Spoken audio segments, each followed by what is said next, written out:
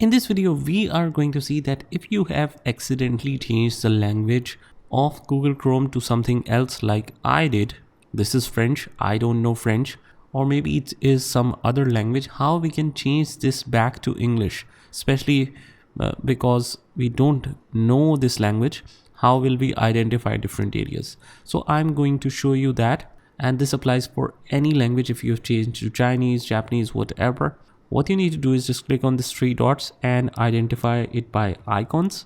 First of all, just go to the bottom and click on this gear icon, that is for settings. Whatever is written, just consider it as settings. And under here, you can see that the first section ends here, and right where the second section start, there is languages, and the icon looks like this. Just click here, and it is sent to French, but we have English option as well. So just click on these three dots and click on whatever this is written. This makes the English as the primary language. Click on relaunch the app, and now we can see that all of our menu is changed back to English, and that's how it is done. I hope you found this video helpful, and if you did, hit the like button and subscribe to our channel, and I will see you in the next one.